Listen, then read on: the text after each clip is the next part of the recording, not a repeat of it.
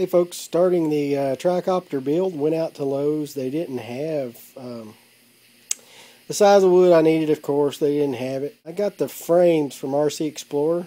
Bought one piece that was a ½ inch by 2 inches by 2 foot. So then I bought a piece of wood that was a ½ inch by 4 inches that was 2 foot long, and ended up cutting that into 4mm square stock. So planed it down and got my 4mm thickness on both the tailpiece pieces and the piece that I was going to make all the legs. Got that down to 4mm, and then I cut them to 4mm so that I could use the frame I got from David, because he used 4mm wood, so I wanted everything to be the same that he used. I'm building the aerobatic tri, so I cut these to 12 inches. They're actually 11 and 15/16. Why did I do that, class? Well, this was a 2 foot board, so if I cut directly in the middle, I end up with 11 and 15/16. So that means I can use every piece of this. So I'm 1/16 short from being 12 inches, but I don't think that 1/16 will matter, and that gave me a whole bunch of legs. But these are the tail pieces, which are 1.5 inches shorter because the tail blocks will go on the back. So I got 6 of those, and then I cut up 6 or 7 tail blocks just so I had extra parts, and then these are the little stiffening pieces that go in the middle. So all of that come out of about $8 worth of wood. We're going to use this carbon fiber tube for the tail shaft. This is 3mm.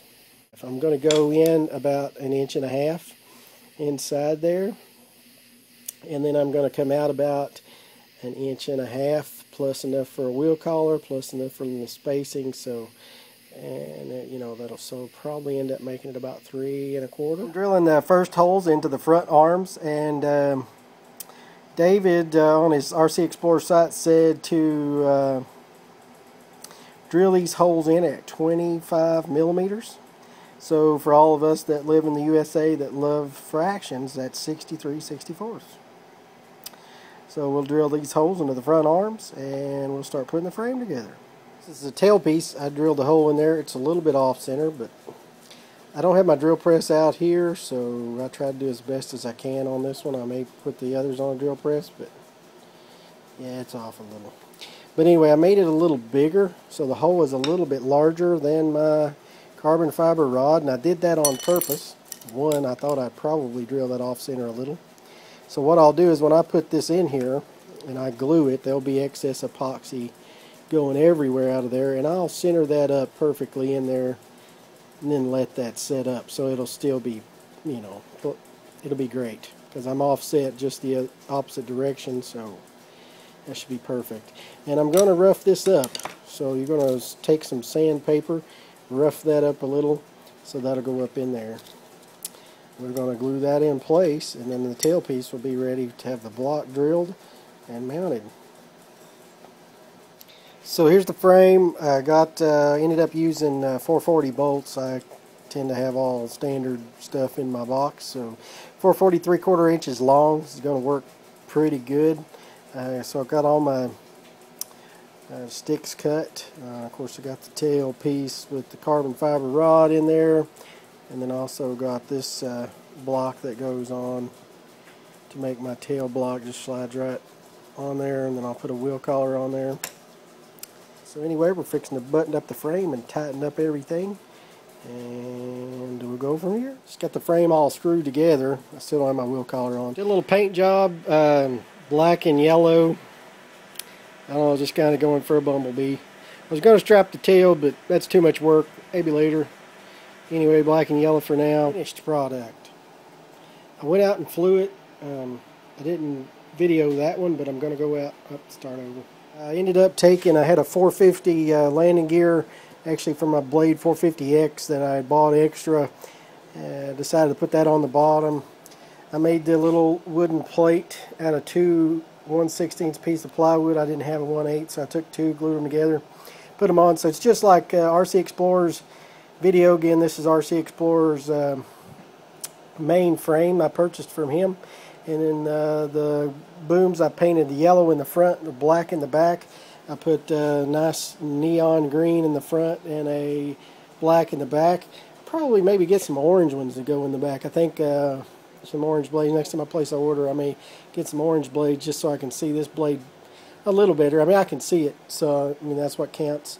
I did a little bit different on the tail. I seen the video on YouTube that I mentioned earlier, and it's in the link at the bottom from the guy that I seen build one of these, and it looked like fun, and he inspired me to build my own.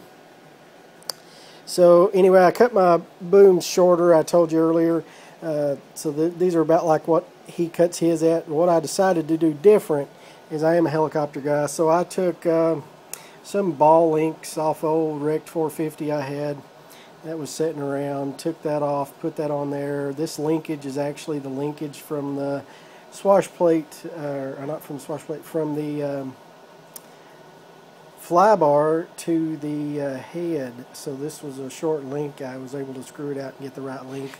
Again, I used a carbon fiber rod with a wheel collar to match, and that moves super smooth. I sanded all that down where it works wonderfully. I'm using the EXI 213F digital servo on there. It's a little 9-gram servo. Seems to be working okay. Of course, I've only got one flight on it, but it's doing pretty good. I've adjusted the gains on these a little bit to try to get a little bit better flight. I'm still playing with those gains a little more, and you'll see in the video that it's rocking a little, and I'll adjust on that too. So I'm using a 2200 milliamp battery. This is actually the battery that came with my 450 Blade X that I got on there right now. But I also like the blue lipos. Of course, this one's got a piece of Velcro on both sides because I fly these in 2 or 3 different airplanes, so I got a little bit different setup for some of them, and I also use these in a 6-cell pack. So I actually Velcro them together to make a 6-cell pack for another application. So these are the 2200s. These are 30Cs. These are blue lipos. I really like these. I've never had any problem other than this one. The other day I was messing with this TriCopter and didn't really pull that hard, but that broke off. So that could have been wonderfully fire, flame, smoke, but it just broke off, come loose, made a pop. That was it. So now I've got this battery that has a problem, so either fix it or toss it or whatever. But I do like the blue lipos. They're pretty good batteries, especially for the price. The Eternity and the Nanotechs, I like them better. The Nanotechs I actually like better, but I don't have any Nanotechs this small. Most of my Nanotechs are big for my helicopters.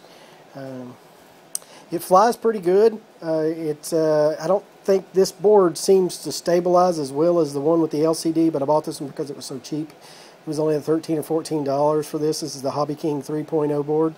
It's a lot cheaper than the other one, but I think I would, next time I place an order, I'll probably get a couple of those LCD boards and put those. For one, it's a little bit easier to program on the fly. Now, I am an IT person, so this was relatively easy to hook this to my laptop and be able to get that programmed pretty quickly, so it wasn't that big a deal. So anyway, let's go out and fly it, and we'll see how it goes.